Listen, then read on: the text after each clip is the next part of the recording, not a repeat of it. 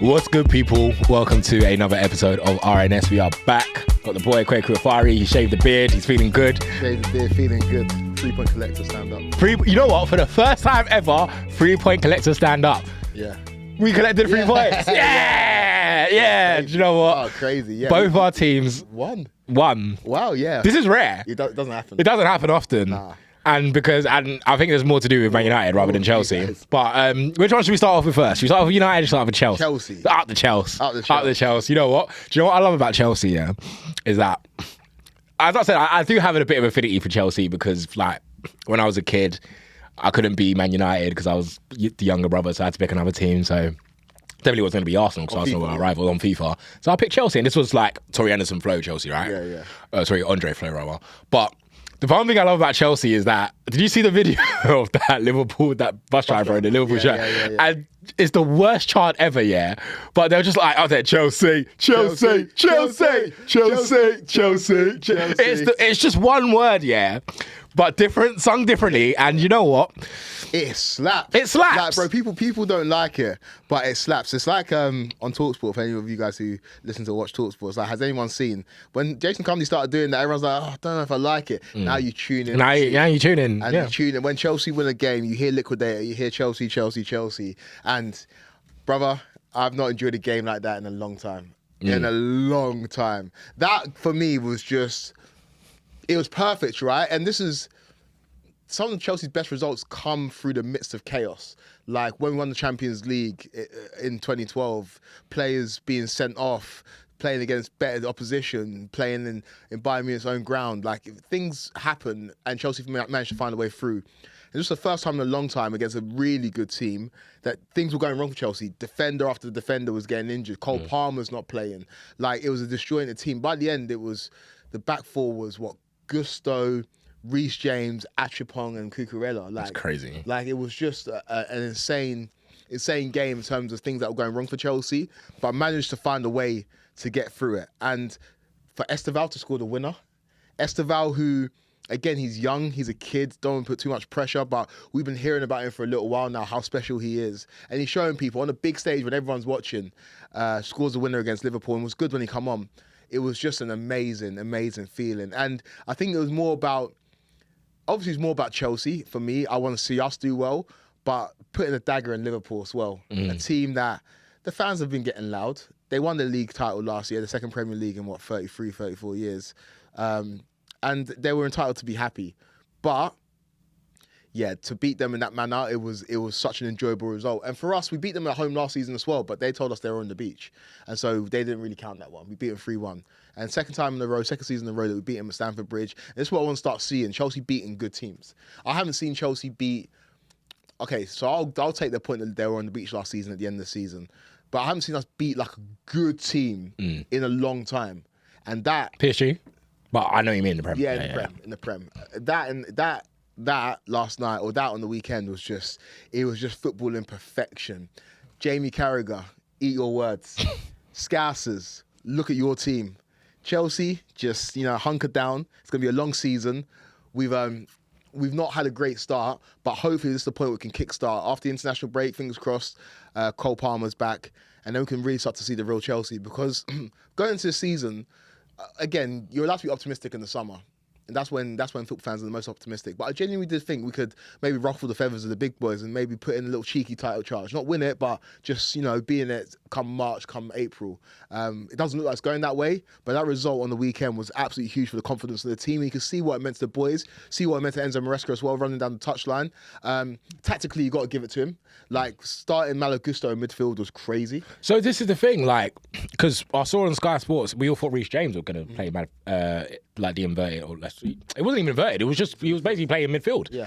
And it was Gusto in midfield and Reece James right back. And I was like, oh, normally it would be Gusto right back, Reece James, but that was different. Yeah. And I guess when you get the 3 points, you could say it worked. It worked. Malo Gusto's role, again, Malo Gusto on the ball is fairly limited, especially if you're playing him in centre midfield. But his role was what Ander Herrera did to Eden Hazard. He just followed McAllister around, made it difficult for McAllister to play. And that's part of Liverpool's issue, right? They can't control games. And the person who does that for them is McAllister. He couldn't do that because Gusto was just on him. Caicedo, Need I say more, bro? Like I can have conversations with anybody about other midfielders in the league, and you can take your pick. If you're an Arsenal fan, you can say Declan Rice. That's wrong. If you're a Liverpool fan, you can say Gravenberch and McAllister. You're wrong. The best midfielder in the league is Moises Caicedo. That guy can do everything. And this season, we're starting to see goals added to his game, and not just goals, slaps, bangs. Yeah, out of his 7 Premier League goals, 4 of them are outside the box. Outside the box, and that one was unstoppable. Obviously, Mamardashvili gets his finger onto it, but he just rifled it. And not just the goal, his overall performance, he is just unbelievable. When we talk about heritage positions in football teams, for Man United, it's the wingers. At Newcastle, sorry, wing backs now. Wing back. And at Newcastle, it's the number 9. At Chelsea, our heritage position is that number 6, man. Whether it's Makaleli, whether it's N'Golo Kante, whether it's Marco Essien, whether it's now Moises Caicedo, get me a nigga playing 6, and I'll get you trophies, bro. And that's what Caicedo is, bro. He's the reincarnation of those kind of players, but he can do a bit of everything. So yeah, that was great. That was just, I can't even explain it to you, Tony. That was just perfection. That's what you want to see in football. And for Liverpool, we can get onto them because now they're going back to the drawing board, going to international break, 3 losses in a row. Palace, Galatasaray, Chelsea haven't played well this season at all. And now the results have started to catch up. The performances weren't there, but the results were there at the beginning of the season. Winning. Last minute winner. But you can look at the balance of their results, right? And all of those games that they've played could have feasibly been draws. Yep. They've only won one game by 2 goals, and that was against Bournemouth, first game of the season, but those were 2 late goals. Every other game they've won has been by 1 goal. And every game they've lost has been by 1 goal. All of those games could have been draws. The thing that went in their favour is that they managed to get the last minute goal. The thing that's gone against them in the last 3 weeks is that the other teams managed to get the other goal. And so I'm just looking at Liverpool and asking Liverpool fans, I'm looking to you directly in the camera, where do you go from here? Because we talked about Liverpool, right? We said dynasty building. We said this is an opportunity for you to go and stamp your authority on English football.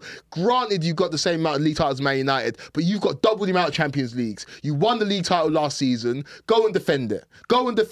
We've never seen Liverpool defend the title. Go and show that you are the best team in the country. And right now, Liverpool fans, it's looking very, very spooky. And you know what? I'm glad you said this, and we're going to get onto Liverpool now because this is the thing with these. I was going to call them bastards, but they're not bastards. But there's a lot with this Liverpool fan. We said it from game week 1. We all watched that Bournemouth performance. It was Friday. It was the Premier League is back, so everyone watched it, and everyone said, "You know what? Liverpool won, but we can get at this Liverpool team." Yeah. And then we saw the amount. Frimpong's not a traditional right back. Kirkhead's how would he do? You can say all of that. And we made a video and everyone was saying this. You don't know what you're talking about. I said, listen, it's only 1 week, but the way Liverpool are playing, that's not a way to win the title. And that wasn't me coming from a Man United perspective. That was just me using my brain and seeing what it takes to win in Premier League. Like, fortunately, Liverpool fans, I've seen my team win more than 2 Premier Leagues. So I kind of know what it takes. So when I saw that, I was like, this is okay, like you can win games like this, but this is not sustainable. Yeah. Over a 38-game season, that is not sustainable. Yeah. But nah, some Liverpool fans were like, you know what, this guy's right. Like, you might not want to hear it, but this guy's right. Yeah. And lo and behold, we're 6 games in, and now look what's happened. Or 7 games in, and now look what's happened. Yeah. And what smacks it as well is that not only have they lost back-to-back Premier League games, they lost in the Champions League. It's now an international break, so the mood is when you go in, the mood is low, and then coming out of the break, they've got their biggest game of the season. Yeah. Listen, I know Man United are not the Man United of old, and we'll talk about Man United later, and we'll talk about their performance. And I'm not saying Man United are going to go into Anfield being confident. Definitely not. But Liverpool, your biggest game is Man United at home. Yeah. If you don't win that, it's going to look very, very spooky. And regardless, it's already looking spooky. I probably do think Liverpool win, but there's a sign that we can get at this Liverpool team. And right now, do you know what? Arnie Slot, figure it out. Because now, my nigga, we got film on you. We got film on your head top. And you got away with it last year. You got away with it because everyone else was rubbish. But people have improved. Arsenal have improved. City, I still don't know about them yet. Chelsea have improved. I'm not sure if Arsenal look like the only ones that can maybe challenge Liverpool at this current moment in time. But Arnie, we've got film on you. Yeah. And your fullbacks are not working. You need to figure that out. Because I think Conor Bradley's all right, but I don't think he's ready. Andy Robertson, Kirkes, another 3 p.m. nigga, should not be above Andy Robertson. I think Andy Robertson's finished, but Kirkes is not as good as Andy Robertson. Yeah. Kirkes has not stepped up to that level. There's sometimes 3 p.m. niggas should just stay 3 p.m. niggas. Yeah. And right now, it's looking like Kirkes should stay as a 3 p.m. nigga. Because Bournemouth don't miss him. Yeah. Yeah. That that Truffer, Bournemouth don't miss Kirkes. Yeah. Bournemouth are fine, bro. They don't miss that nigga. Yeah. So honestly, Bournemouth don't miss Hoyson. Bournemouth don't miss Hoyson. Bournemouth might win the league.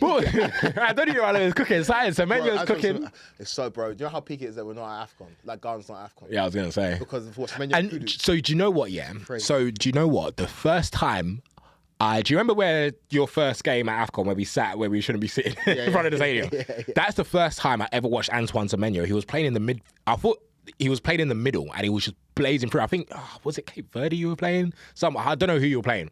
But I saw him just running through the middle. And because we were so close, we were basically sitting where photographers sit in the stadium. So we were literally just outside the advertising boards, right? Should have been there, but anyway. So we were very close to the game. And I was watching it, I said, yo, Semenyo's cold. Yeah. Like that was the first time I teased it. Like, yo, this Semenyo guy's... And since then, he's been hooping. He's exploded. Like I actually watched it. Hey, yo. Oh, come on. Sorry.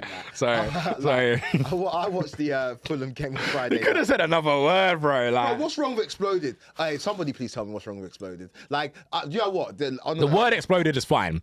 He exploded. I don't know, man. An aside, yeah. This Y4 pause, this culture, that like we are limiting ourselves in terms of language. No, we're not. No, we're not. We are, bro. It's so childish. It's so childish. Like, oh, you might be gay because you said that. Like, no. No. See, this is the thing. This is the thing. It's not about the being gay because there's nothing wrong with being gay. RNS supports the gays, but.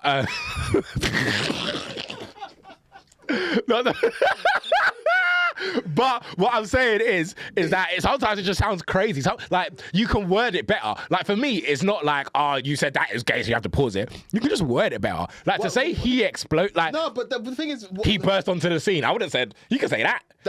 I can also say why for that. No, he burst onto the scene. Yeah, no. I can also say why. That's crazy. Why is that crazy? Because it's the same as exploded. No, it is. No.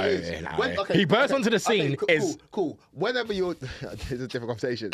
Whenever you're chatting to your gal or whatever, yeah, or you're just chatting to a gal, you don't ever say exploded. I've never used exploded to talk sexually about anything. Ever. Hey, maybe. I don't know, man. So I don't know where your mind's going. I'll be exploded.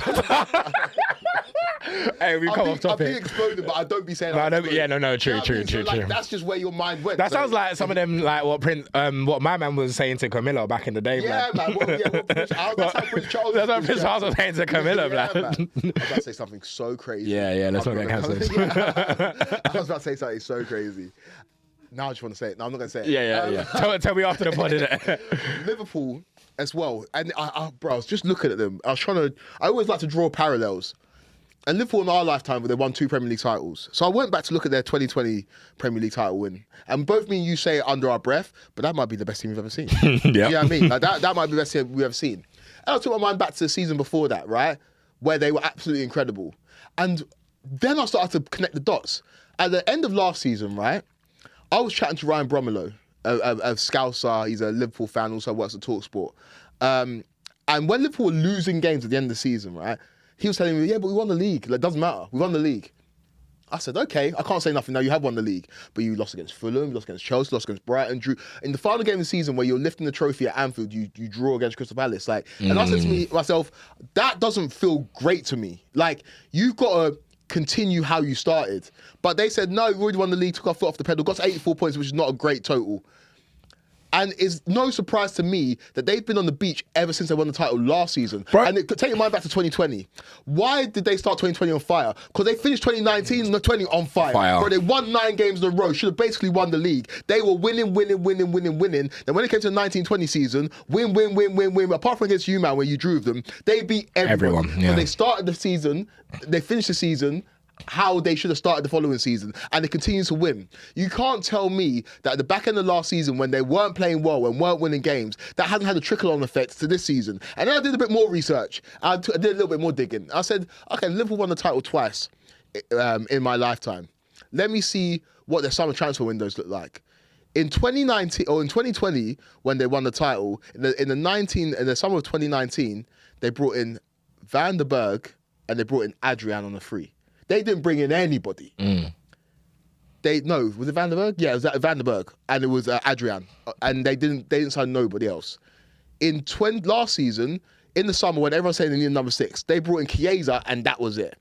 Liverpool, this group of players are a team that thrive on consistency and continuity. Whenever we've seen them go big in the transfer window, it hasn't worked out. In the 2 times they won the league title, the summer previous, they haven't done much business. They just carried on with the same squad that played the season prior and made a few tweaks. And so I look at it and I say, I don't know if this is going to work. I don't know if this is a Liverpool team that can actually cope with having new player after new player after new player, a new type of system, a new type of football, it all in one summer, and it work in the following season. I think it's a Liverpool team that thrives on consistency, and based on the data and based on previous seasons, I think we're seeing it play into fruition. I totally agree with you, because first of all, going from the season before and trickling into next season, that happens for so many other teams. You can look back now, hindsight's a lovely thing, but you can look back now when Leicester won it in 2016. Do you remember when how they finished the season before? No, Pearson took them on a run. Exactly, they went on a run. If you look at Crystal Palace now, even though they just lost to Everton on the weekend, what they were doing in the back end of last season and from the FA Cup onwards, you can see why now Crystal Palace look like a good team, right? And so with Liverpool, they won the Champions League that season. They lost on 98 points. But Arne Slot went to O Beach like as soon as they won the title. And they won the title early. And I was thinking, bro, how many trips did they take? I saw them in Dubai. They went to IB. They went everywhere. I saw Arne at O Beach and we still had like 4 or 5 games left. And don't get it twisted. For Man United, like I remember when we used to win the league early and we would go off the boil a bit. Like I remember when we played you, man, at Stamford Bridge, and you gave us a guard of honour, but we played like Dongfang Zhu in them, man. Yeah. Do you know what I mean? But that's because we had already won the league. Yeah. So it didn't really matter. Yeah. But no, I do agree with you. And I spoke to a Liverpool fan actually. Well, Tony Cascarino's a Liverpool fan, right? Yeah. And I spoke to him and he said, I think Arsenal are going to win the league. And this was way before the start. He said Arsenal have got the same amount of players, the consistency. They know what they're doing. They know that if I pass the ball here, he's going to be here. With Liverpool, it's a new system that they have to get used to. And this whole core of Liverpool that has brought them their success and their 2 titles in how many years, it's because they've been playing together all the time. And you can add bits and pieces here, but you can't just break up the whole thing. And I'm not saying Liverpool have, but they put in too many different things this season for the first time. Yeah. And I guess Arne Slot wants to imprint his way, imprint his style, and I totally get that. But that's not going to just mean sustain success straight away. Yeah. The fact that Liverpool decided to add Isak, Ekitike, who else did they sign? KWEKU'S, Frimpong. All these guys, good players, but just adding them into a team straight away doesn't mean you're going to see the same team that won the title last season. Yeah. The same reason as to why, because everyone's notion of Liverpool winning the league was Arne Slot didn't have to come in and change much. Yeah. We all said Arne Slot, the reason Arne Slot came in and won the league is because he didn't change much. He didn't do anything. But now he's changed it, and all of a sudden, and don't get twisted, I still think Liverpool could win the league. Yeah. I still think they could. You think they will?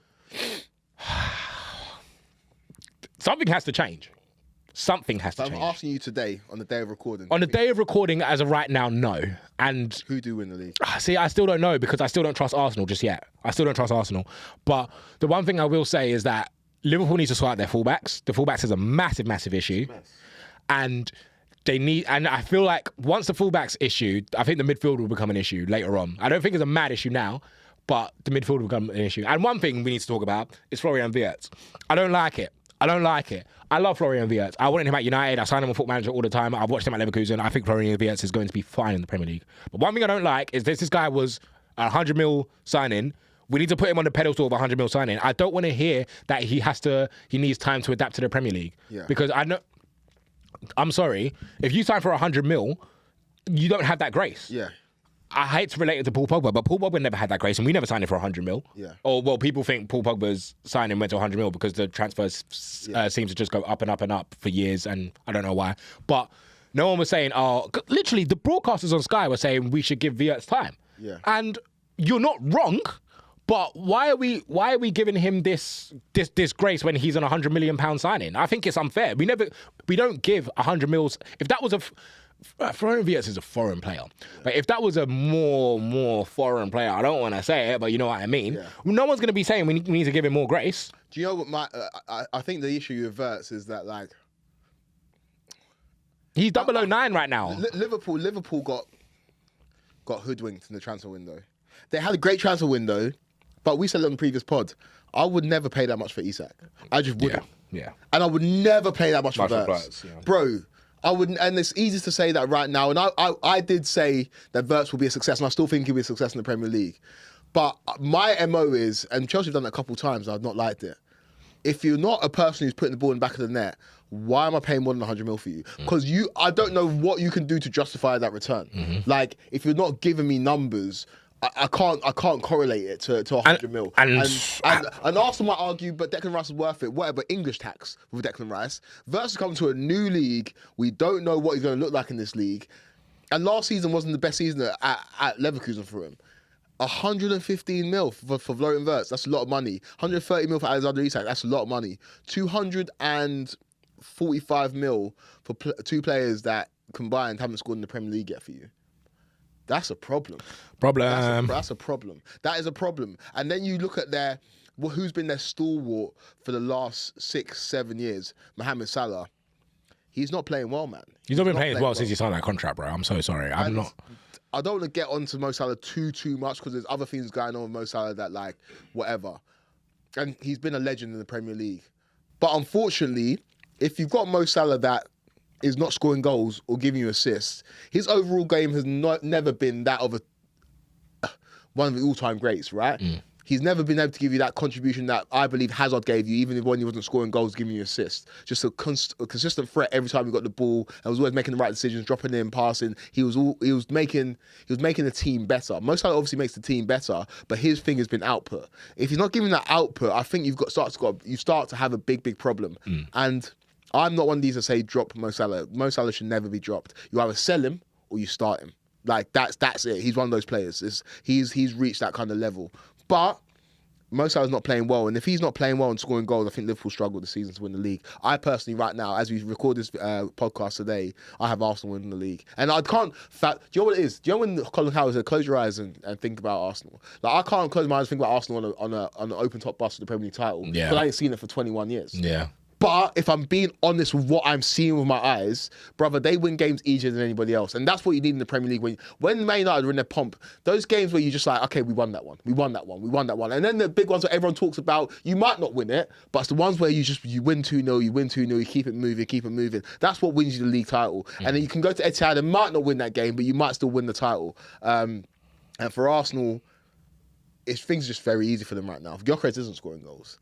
He hasn't scored in a couple of weeks. They don't really need that. They're not conceding goals, bro. They're on track to concede 16 goals this season. That's crazy. In terms of how they're going. I still think they'll concede 16, more than 16. Oh, yeah, of course. But yeah, it's that stalwart defence, and I think that's what's going to get into the league. We can quickly touch on Arsenal, but I want to touch on United. Yeah, go. I didn't watch the game for the score. I watched it, and I don't like what I'm seeing on social media. About what? People are happy. But I think we're scarred. Happy with what? People are happy with that performance. Don't get twisted. I thought we were okay, but we did play a promoted side, and Amorim has not lost to a promoted side. We haven't lost to a promoted side since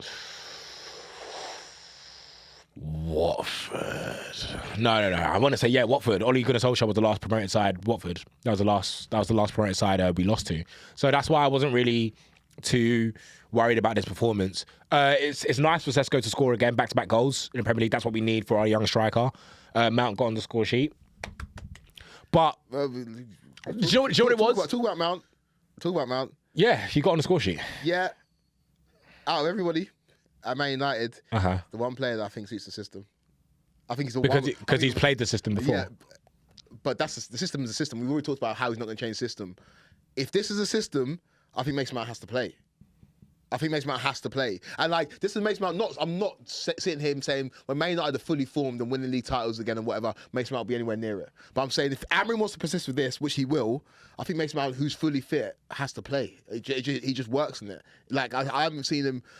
he's not looked as bad as other players in the system. No, he hasn't. He hasn't, and he hasn't been bad. That shouldn't be a barometer, but that's where we're at right now. Yeah, this is my issue because like that's where we're at right now, but that's where I don't want to be. Yeah, that's it. I get that. I get and because I'm not, Man United have lowered their standards. I'm not lowering my standards. Yeah. They introduced me to a vibe that they can't maintain. That's their issue, not mine. Yeah. Like when Sonny Lamens looked okay, he didn't make any mistakes whatsoever. He claimed the ball he claimed the cross, and I saw people stand up. I saw someone in the crowd fist pump, and I said, God damn, we are so scarred. Yeah. Like, it has got so bad that we are so scarred. But one thing I did like is that Sonny Lamens is I'm not looking about the distribution and what, he seemed to be pinging it off both feet, which is cool, whatever. Professional footballers should be able to do that. But one thing I do like is that this nigga's main job is to keep the ball at the back of your net. He's just a traditional goalkeeper. He's just like, my job is to keep the ball at the back of the net. So that will help Man United because that was our first clean sheet of the season. And he can kick it long. And now that we can kick it long to Sesko, who is 6'5" and will win a lot of aerial duels, it's an outlet that we can use. So I'm happy for that. I'm happy we got the 2 goals. I'm happy we got a clean sheet. But I just wasn't moved. Like, in comparison to what I'm seeing on the TL and how Man United fans are so happy, I just wasn't moved. Like, even by Sesko's performance, everyone was just like, yeah, Sesko's him. I was like, cool. And I still think Sesko will be really good. This is not Sesko slander at all, but I wasn't moved. Yeah. Like, he got his goal, we scored, but I wasn't moved. Like, yeah. I even watched, remember when I used to make you watch United 90 and 20 in AFCON? I watched United and 20 just to make sure that when I watched the game, I needed to watch it back. And I was just like, I think we're so scarred that, this is the thing, I think that's his 10th Premier League game that he's won in like 30. So that's why we win 1 and 3. So every 3 points feels nice. So I get that's probably why Man United fans are happy. But I just wasn't moved, bro. Kobe came on with like 10 minutes to go, bro. And you could just tell, like, when Amarin was giving him instructions, you could just tell, like, bro, his body language just wasn't hearing it. But and I know I tried to probably make a bigger thing about the Kobe thing a year ago, being like, oh, he hasn't signed a new contract, whatever. But now this is a real thing. Yeah. This is a real thing. It's a real thing. Because this is a player that started in the final of the Euros for England and looked like a hooper. This is a man who scored a winning goal in an FA Cup final. This is a man who scored an absolute screamer against Liverpool, scored a banger against Wolves. This is a man who we will compare him to Seedorf. He's getting 10 minutes, hitting the damn minutes against Sunderland. I'm so sorry. If you're him, if you're Kobe Mainoo, obviously you're talking to your agent and you're trying to get a move. Well, he literally asked for a move, and United asked for a loan. But I think you got to assess you got to be smart and assess the landscape. If you think that Man United are going to stick with this manager, which it seems like they want to do, because Man United have got this thing where they want to stick with tenured managers and they want to find the guy to replace Alex Ferguson and bring former glories. If you're Kobe Mainoo, you got to look to move. I think to leave Man United. I don't think it's going to be very hard for Kobe to leave United because he's a Stockport lad. Do you know what I mean? Will it be hard? Yeah, because he's a Stockport lad. He's been at the club since he was 8 years old. Yeah, brother, but this is your career. No. So hence why he decided to ask for a loan. Because he was like, it's a World Cup year. I need to go play football. I should be starting in the Premier League.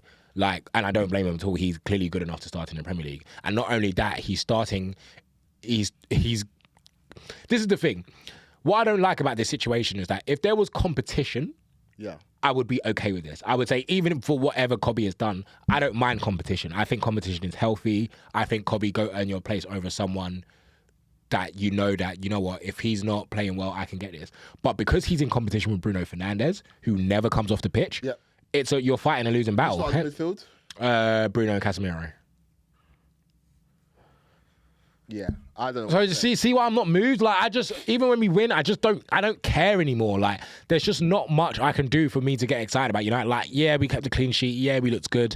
It settled a couple nerves. Sonny Lamens was a relief that I didn't have a keeper that looked like a bozo every time we had a corner. It was a relief that my striker got a goal and we got the 3 points and we kept a clean sheet. But that's just bare minimum, bro. I saw people cheering when he claimed the cross, bro. Yeah, bro. But that tells you where you're at right now. So that's the part that hurts me the most. Yeah. It tells you where we're at. I feel like, I don't want to disrespect Wolves, but I feel like I'm a Wolves, and I'm going to use like Wolves as an example because one of my boys is a Wolves fan, and he was just like, it's rare when we win. So like if it's a win, I'm going out. Like he's like, he has to enjoy it. It makes his whole weekend. Like, when we won, I was just like, I can enjoy my weekend now. Yeah. Which was insane, bro. Well, that's the issue that you've got right now. Like, wins feel so good that when Man United fans who always want to back the club and back the manager, when you do get that win, they're like, see, this is working, and this is working, and this is working. And you're trying to attribute the win to, like, the tactics working. Sometimes you've got to chalk up as you're playing against Sunderland, who've had a good start to the season, but they're still Sunderland. Sunderland at home. Like, I'm so sorry, but if you lost that game, you should be sacked. Yeah, 100%. So, like, I get it, bro. I don't want to come on here and, like, take the joy away from football fans. Enjoy the win. Listen, United fans enjoy the win. And but I agree with you. I didn't watch the game, right? So I can't really speak on it too tough. But, like, I still see there being problems in Man United. I just wasn't moved, bro. And even, like Mbeumo didn't have the greatest of performances. Nigga. Yeah, bro. So do you know what I mean? Like, do you know what? I like Brian Mbeumo. I think he's good, and I think he's improved Man United. But I've been looking at his performances, and maybe this is because I probably watched the greatest era. I grew up watching the greatest era of football. So, like, I just have higher standards. I looked at him and I'm like, this is a £30 million player. Yeah. But do you remember £30 million was a lot back then? Yeah. So if we talk about inflation, for example, digestive biscuits are now £2.50. When I was buying them in sixth form, they were £1. That's a 150% increase. Yeah. So if we're going to use that, if digestives have got more expensive, I'm guessing footballers have too. Yeah. So I get why Brian Mbeumo is 65 M's, and I'm not saying that he's not worth the price tag, but I just look at it and I'm just like, to buy, unless you go scout in the banlieues of France or you go scout in the favelas of South America, like, even still, how much did Esteval cost? That was like 45 M's, right? 45. Do you know what I mean? So it's hard, bro. Like, it's hard to enjoy football for me personally, just because, like, you're asking me to get happy about bare minimums. Yeah. And I'm just never going to do that. Yeah. You're in a tough position right now because, like, you're not fully done with Amorim, and I don't expect you to be fully done with Amorim. You won't care if he goes, but you want it to work. I'm just not fully... I'm not fully done with Amorim because... Because of the Valentino. Yeah, the Monclizzi, bro. No, it's not. No, it's not that. If Amorim was like Steve Cooper, he'd be gone. Yeah, 100%. But sorry, Steve. Gone. But no, I'm not done with Amorim. It's because I feel like he gets it. Even if it doesn't show, I feel like he does. Like, I don't think you would be saying all those things if you don't get it to a certain extent. That's the only reason. I can agree with that, right? Because, like, from a human perspective, I don't think he's an idiot. Yeah, he's not an idiot. It's like when Klopp first joined Liverpool, right? The results weren't amazing initially. It took him a few years to get into the top four, a season and a half to get into the top four. But you could tell that he got it and he understood it. He was just way better tactically. We can't even compare Klopp and Amorim. Like, tactically, it's just a different thing. And this is the thing: we can talk about the tactics and the personnel and everything at Man United, but at the end of the day, man, like, it's football. You just got to get the results, bro. Like, I don't care how you do it. I don't care if you play 3 at the back, 5 at the back, 6 at the back. Get the results, bro. Yeah. Like, no one's talking about the 3 at the back system now that we got the 3 points, we kept the clean sheet. Everyone's just talking about individual performances. But if we go lose to Liverpool, everyone's gonna be like, back 3, Bruno in the field, blah blah blah blah. Like, same old stuff. Do you know what I mean? So, I get it. It is what it is, bro. It is what it is. Got a couple things before we move on to NFL that I want to ask you about. Go on. Erling Haaland, Harry Kane. Who's the best striker in the world? Erling Haaland. He's better than Harry Kane. Yeah, Harry Kane's been hooping right now. So this is what I'm saying, and I'm glad you mentioned this because he's already top goal scorer. He's been hooping again, and I'm just... Because I'm glad you didn't mention Isak at all. Like, why did people start to... I never did that. But... And bro, it really pissed me off. I'm like, in what world, when these guys are measured by the amount of goals they score, when this guy's record is basically 1-in-1 in the Champions, it is more than 1-in-1 in the Champions League. It's 1-in-1 in every single club he's played for. Bro, and Isak's giving you 2 seasons where he scored more than 20 league goals. I'm sorry, what common conversation are we having? Like, Erling Haaland is a greater goal scorer just by pure metric. He's not a better player than Messi, Ronaldo. He's nowhere near it. He's a better goal scorer than them. It's not even close. At this time in their career.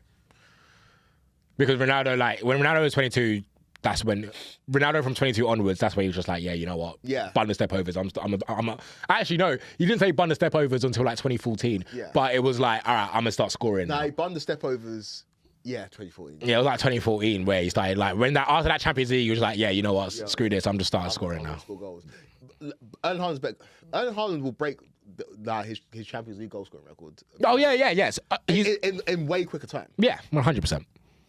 So, say we put Messi and Ronaldo aside because some of those seasons were actually just insane. Like, I'm just remembering, 50 league goals is crazy. So maybe But it's so crazy, I think Ronaldo scored like 47. 47, and he got brother, you're in the league, bro. Exactly. Yeah, bear in mind there's 38. Exactly, bear in mind there's 30. Yeah, bro. And bear in mind there's 38 games in the season, bro. Yeah. Like, Ronaldo scored, I think he scored like 46, 47, and he didn't even win the Golden Boot. I feel like 25 was like, yo. Bro, 25 is crazy. Bro, 25 got Isak 120 million move, bro. What do you mean? 25 got Isak moving, got him banned in Newcastle, blood. That nigga can't go Durham.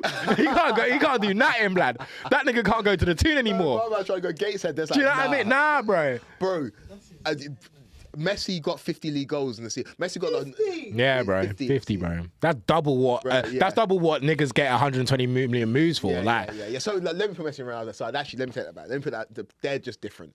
But barring Messi and Ronaldo, we've never seen a better goal scorer than Haaland. No, we haven't. No. Like, he's a better goal scorer than Lewandowski. He's a better goal scorer just in terms of pure numbers than Harry Kane. His goal scoring record is crazy. And so when people were having the conversation about Isak and Haaland, I personally thought it was genuinely insane. Like, Haaland scored one less goal than Isak last season. And that was a terrible season. And bear in mind, this was Erling Haaland. He was injured for a bit at his worst. And everyone said, "Whoa, what a terrible season for Erling Haaland." He only scored 24. He's a League 2 player. He's a League. This League 2 man only scored 24 in the Prem. Insane, bro. Like, he's held to a metric where no one else is held to. And the thing is, he adapted his game at City, because I remember the Erling Haaland that I saw. Transitional monster. Bro. He was a transitional at monster. At Dortmund, at Leipzig, at Salzburg, no one was saying the guy couldn't play football. Not Leipzig. I mean, no, he was at Salzburg to Dortmund. Oh, was it Salzburg to Dortmund? Yes. Okay, yeah. So at Salzburg, he was hooping. He was scoring Champions League. He was scoring Champions League hat tricks at Salzburg. That's when I first saw him. Yeah, I was like, exactly. who's this guy? Yeah, bro. Because we were obviously we were linked with him. Because I remember when he was at Mulder and we were linked with him. So I was like, all right, let me. Ollie talent ID, by the way. We've always said this. Ollie could be a direct. Like, if you've played football, you could either be a good manager or a director of football. There's no in between. All the Man United man should have been like directors of football. Working at the club at a higher level, just to maintain the standard. Just to maintain the standard. I say this, like, I think Man United's biggest downfall was not doing that. I think Man United's downfall was not getting because the thing is, the reason why Bayern Munich is like excellence is all. If you don't win the league, you're gone. You're gone. Yeah. Because like them man who are on the board that are making comments about everything, saying nah, Nicolas Jackson's not going to. They all done it. They've all done it. Like. And if they're working at the club, the levels can't drop. It's not like when Fergie leaves and it all falls to pieces, because you'll still have Keane there or Neville there that have done it. So this is still the standards. I think if Man United would have just, I'm not saying all of them. I'm not saying all of them have got the intelligence to, not necessarily intelligence. All of them got the capabilities to do that job. But a few of those guys who've got like 8 or 9 Premier League titles, don't think they could have done a job at the football club. Yeah, I think if Gary Neville went straight into it, without the media stuff, straight into it. After that. Well, Ollie did. Yeah. Ollie did. As soon as Ollie finished in his last season was 06-07, 07-08, he started managing the reserves. Yeah. And we won the reserve in title in 07-08 or 89 1-2. Yeah. So Ollie was the only one that I can remember went straight from playing career to the backroom star. Yeah. There's not many. Petr Cech did well for us. We won Champions League. Was Petr Cech director of football? Like yeah, 2021. Yeah, bro. Like, these guys know what the levels are, man. And you can't because they were part of the level, so you can just see it. Yeah. See it, bro. Like, we think we know ball. Imagine playing it at the highest level, and you just. Well, so that's why we have Jason Wilcox. Yeah. He won a Premier League. Hey, he won a Premier League title. He knows what it takes. He knows what it takes. He's won a Premier League title, bro. I guess. Yeah, so you're saying Erling Haaland's best striker in the world? Of course, but don't get to say Harry Kane's hooping, and he's been hooping, bro. And what he's doing at the Bundesliga is insane, by the way. Bro, I just feel like Harry Kane is such a shame, right? Not it's such a shame. I don't care for him that much, but like Harry Kane, if he was a bit more ruthless and left Spurs a bit earlier, would be talked about as one of the great strikers of our generation. Well, our generation, yeah, he is. The numbers are just are insane, and the guy was not supposed to be here. Loan to Leyton Orient, loan to Leicester, loan to Norwich. He was not supposed to be here. So I was speaking to Sebastian Passong this morning, who actually played with him at Norwich. Yeah. So I was like, yo, who's like the bad man people you saw at training where you're thinking, yo, this guy's cold? And he said at Spurs it was Giovanni Dos Santos. I was like, all right, of course. And Luka Modric. And I was like, well, yeah. But he said at Norwich, he said Harry Kane. He said the way that guy finished, even then, back then, he was like, ball striking was crazy. Ball striking was crazy. Yeah. So. Yeah, I just think if Harry Kane, if this season, if Harry Kane can either get a Champions League on his resume or a World Cup on his resume, brother, then he gets to that level because the goal scoring is. I just don't think any of them is just never going to happen. Well, Champions League could happen. I don't think Bayern Munich win the Champions League. They could. They could. We didn't think PSG. I think those level teams, Bayern Munich, Real Madrid, Barcelona. Yeah, they always got a chance. Always just got a chance.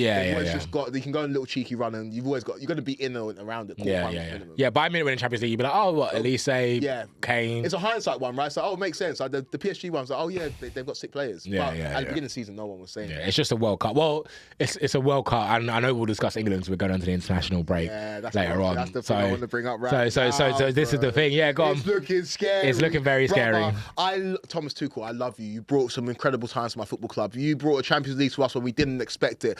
Some of the Cobham Cubs, the Mason Mounts, the Reece James, they've got Champions Leagues on their resume because of you. You came to our club and you brought us silverware. And the Champions League feels like our kind of competition, and you brought that to us. What you're doing with this England team, I'm sorry, this is about to self-destruct.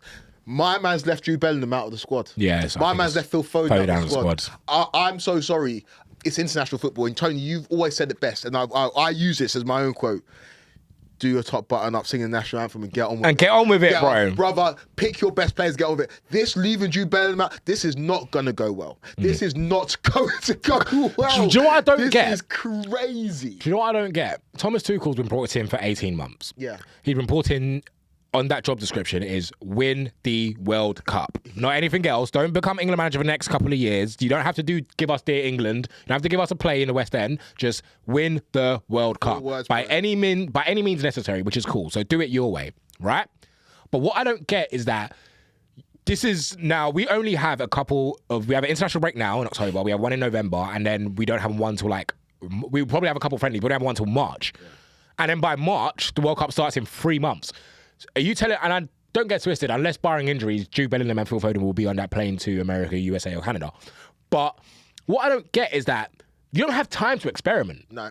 Especially for players you don't know like that. No. You don't have time to... If this was Gareth Southgate or Lee Carsley or someone who's been in the England setup, they can be like, let me quickly just bring this nigga up, let me do this, just because, I need to quickly see now. Yeah. You don't have time. You need to have a clear idea, and don't get twisted. Some people don't like Thomas Tuchel at all. Yeah. Some people do. And fair enough, he slapped Serbia 5-0, which we don't do often, by the way. Yeah, I know. So, and he slapped them with people like Noni and them, man. So I'm thinking, okay, cool, Tuchel, that was good. But it looks like he doesn't know his best 11. It looks like...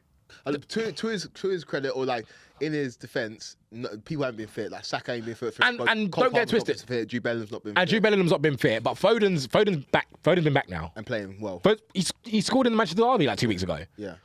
I'm not saying Phil Foden, and don't get twisted. Phil Foden hasn't had the best of England careers because we've been sticking him out on the wing. I've always said Phil Foden should be in the centre, but again, that's another story for another day. Can't fit him in there though. Not in this England team. Well, yeah, but I just think that's an English problem. I think technical footballers like that. England can produce ballers like that, but we stick them onto the wing, and I never understand it. Yeah. But I just don't get the fact that you're experiment. You don't have time to experiment. Yeah. You don't. Yeah. You don't have time to experiment because we have all these talented players, but we have brought you in as an op. By the way, we brought you in to win the World Cup. And you don't select Jude Bellingham. It just makes no sense. The discourse around Jude is so crazy to me. The discourse around Jude, I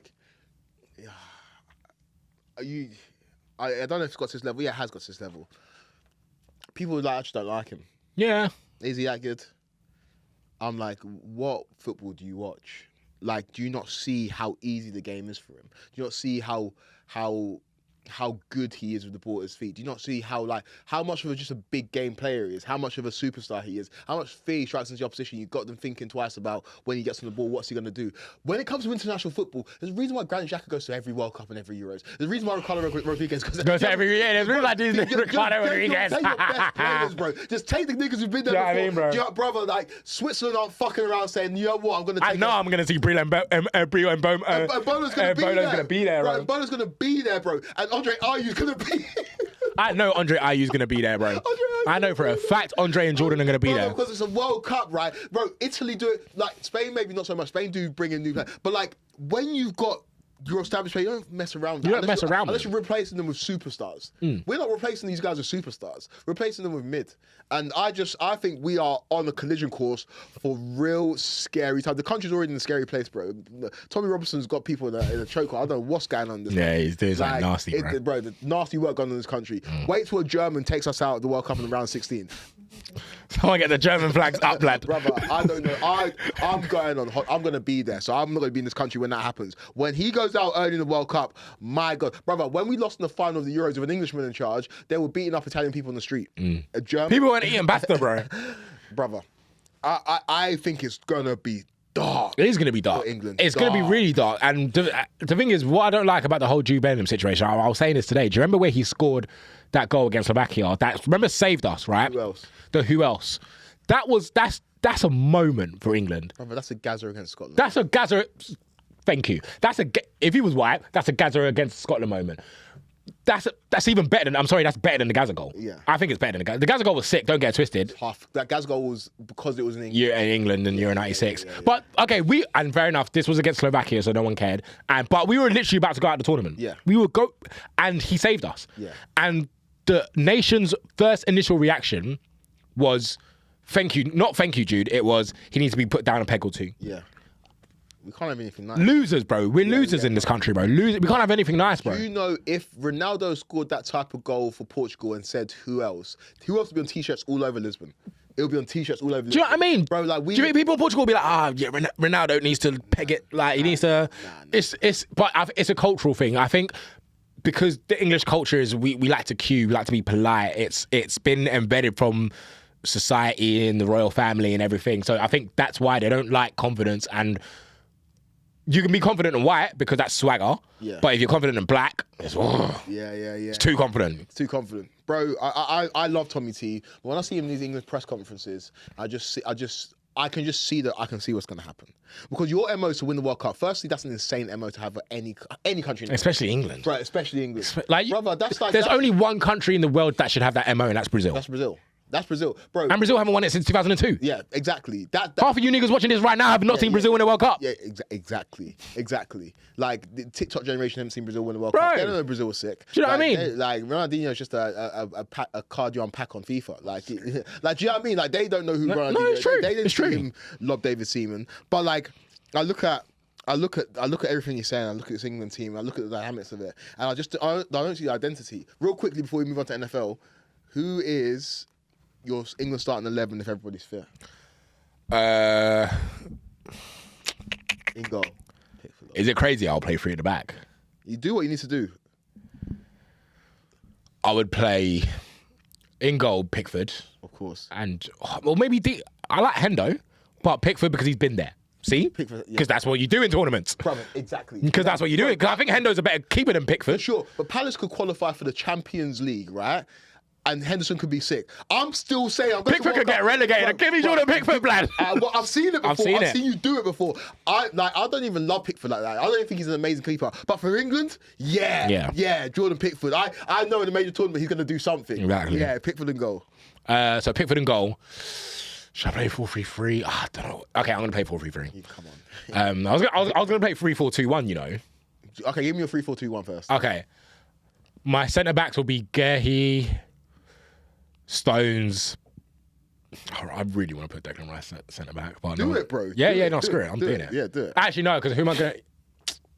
Do it. No, I'm not going to do it. People are not ready for that just yet.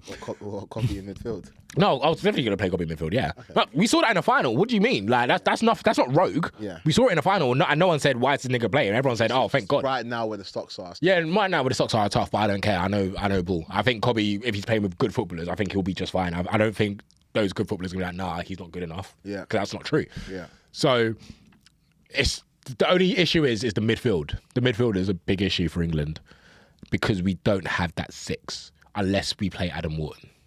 You can play Adam Wharton now. So yeah, okay, cool. Yeah, I'm playing Adam Wharton. I'll play Adam Wharton 6 and I'll play Kobe and Bellingham in the midfield. Yeah. And then I'd play Rashford left wing. Oh. Yeah, I'll play Rashford left wing. Oh. Yeah.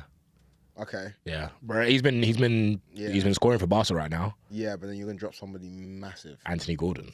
No. Right. So who drop you? Okay, so the rest of the team. Kane up front, Saka on the right. So no Palmer. You can't. I don't think you can not play Cole. Yeah. So this is the thing. Yes. No, you're saying this from your Chelsea hat, but you need to take your Chelsea hat off for a second. Yeah. Yes, we can, because we can't do the same mistake that we done in our golden generation, where we're just fitting niggas in because, as sounds crazy, we're just fitting niggas in because we have to. Because I don't want to stick Cole Palmer on the wing because he has to play. Yeah. I think if if someone's not playing well, we bring Cole Palmer on straight away, which is the same way we brought Cole Palmer on in the final when he came on and scored. Yeah. But we shouldn't just fit people in because we're trying to make it work. The same way we all knew Gerrard and Lampard will never work together, but we tried to do it because it's Gerrard and Lampard, and then we tried to play Michael Carrick. We still didn't play Michael Carrick, and we tried to play Scholes left mid. Like, there's just certain things. Like I just don't see Cole Palmer starting over Saka on the right, and I don't see him starting over Bellingham as the 10. So, and that's not because I don't think Cole Palmer's sick. I think Cole Palmer's a better footballer than Saka personally, but I feel like Saka's just got that right wing locked down.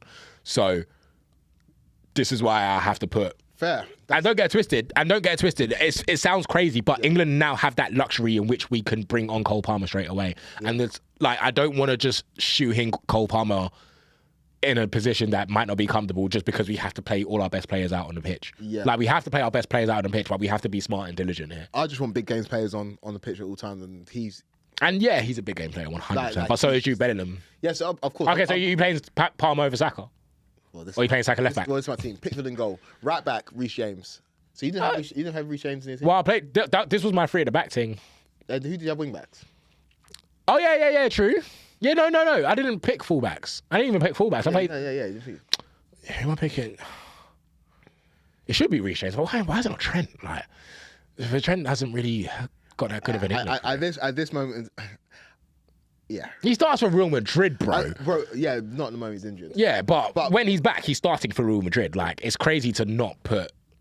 I think Trent is generational going forward. Reece James is a hooper. Yeah, Reece James is a hooper. Reece James was playing centre back yesterday. Yeah. And hooping. Then he plays centre mid and hooping, and right back and hooping. Free kicks, lashing them in, crosses. Reece James' strength. Like, when you hear any of the England players talking, it's like, yeah, like, toughest person to come up against through that, Reece James. Yeah. Again, Chelsea bias. So who's your wing backs then? You going Trent? Now, do you know what? If I'm playing, all right, cool. You know what? I'm gonna take England to a World Cup final. This is what I'm playing. Pickford in goal. I'm playing Gerhe, Stones, Rice as my back 3. Rice can push up because we're gonna hoop. I'll play left wing back. I don't know who I'll play left wing back. Maybe Saka. Oh no, Saka's in one of my wing back positions. I promise you. I'll play Saka in one of my wing back positions, and I'll play. I don't know who my other left wing back is. I don't want to say Luke Shaw, but no, you've got Luke Skelly. Oh, yeah, will you be ready? Who's our other left backs options? Someone will tell you that. What's the nigga's name? Tyreek Mitchell. No. What's the? My brain just doesn't work. Lewis Hall, and then his mate. Livermento. Yeah, okay, one of them, man. I don't. Or Lewis Skelly. I don't mind. One of them niggas can play left wing back. I'll play Saka right wing back, but this is attacking. Yeah. I'll play a midfield of Kobe and Adam Wharton. Yeah. My 2 10s will be Bellingham and Palmer, and then Kane up front. Okay. And then Foden's come on if anyone's thinking, and we move. Okay. My team. That's a good team, to be fair. You got. I just can't see Cole Palmer being left on the bench. I started Cole Palmer. Yeah, no. Yeah. That's why I like the team now. Yeah, exactly. You didn't like it before. In goal, I got Pickford. Right back, Reece James. Centre backs, this is 4-3-3 or 4-2-3-1, however you do it. Mm-hmm. Right back, Reece James. Centre backs, Gerhe and Stones. Left back,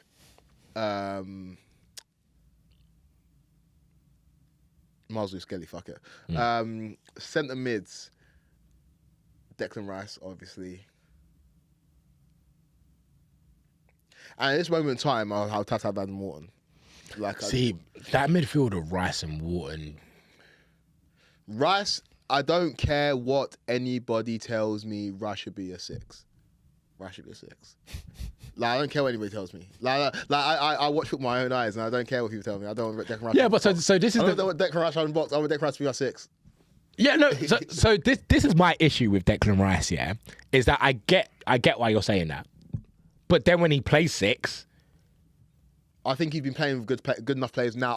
I do think, I'm not going to deny it, Declan Rice has got better as a footballer. As you would do if you're playing with better footballers consistently. Yeah. I think at international football, I think Declan Rice can play as a 6. I'm not saying he's the tempo setter, but I'm having Declan Rice in midfield with Adam Morton. I am. And Adam Morton setting. I'm having Adam Morton as a 6. I think Adam Morton can do the role of a 6 better than Declan Rice. You can put Adam Morton as a 6.